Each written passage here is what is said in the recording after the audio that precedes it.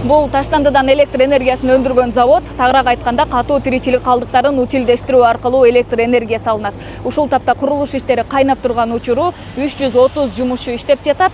Ушул жума менен дагы кошумча жумушчу күчү тартылат. Алгачкы электр энергиясы ноябрь айында алынганы турат, декабрь айы менен толук кандуу ишке кирет. Заводдун кубаттуулугу суткасына 460 мегаватт, жылына 180 000 мегаватт электр энергиясын алууга ылайыкташылган. Эгер салыштырып айта турган болсок, бул Бишкек жылуулук электр борборуна тете ишкана болот. Завод негизги 4 бөлүктөн турат. Биринчисине таштанды келип түшөт. Андан кийинки бөлүктө күйгүзүлүп, утилдештирилет. Үчүнчү кадам менен бөлүнүп чыккан күл атайын жайга төгүлсө, кийинкисинде чыпкалоо жүрөт.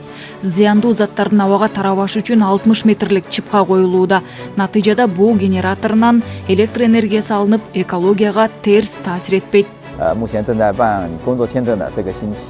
Жабдуулар келе баштады. Келгенин четинен урнутуп жатабыз. Дагы 40тан ашык жумушчуга виза алып атабыз. Апта соңу менен алар да келип калышат. Жумуш кызып күчөгөн учурда 500дөн ашуун адам тартылат. Курулуш иштери план боюнча өз мөөнөтүнөн кеч калбай уланууда. Алдыңкы технологияларды, заманбап өндүрүш процесстерин, жогорку сапаттагы жабдууларды жана башкаруунун натыйжалуу ыкмаларын колдонуу менен биз бул долбоорду бүткүл Борбор Азия аймагы үчүн үлгү кылабыз. Экотехнологиялык заводдо күнүнө 1000 тонна таштанды кайра иштетилет. Бара-бара өндүрүш кубаттуулугун көбөйтүп, 3000 тонна таштандыны кайра иштетүү пландалууда. Бишкек шаарынан күнүнө 1000-1200 тонна таштанды чыгаарын эске алганда, заводдун ишке кириши менен көкөйгө тийген көйгөй биротоло чечилгени турат. Куда должны были захораниваться те отходы, которые поступают ежедневно? Эми таштандыны төгүп же көмүп деген болбойт. Жада калса заводдон чыккан күлдү кайра иштетүү да каралууда. Тагыраагы күйгүзүүдөн чыккан калдык күлдөн курулуш материалдары алынат. Ошентип айлана чөйрөдө таштанды топтолбой толугу менен жок кылынат. Ишкананын инвестициялык наркы $95 миллион.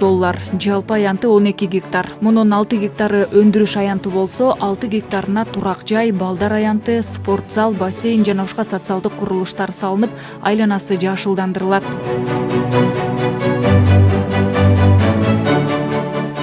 Тегерек четиндеги дагы аймактар бизге өткөн. Азыркы тапта ал жакка дагы кайрылып аткандар көп.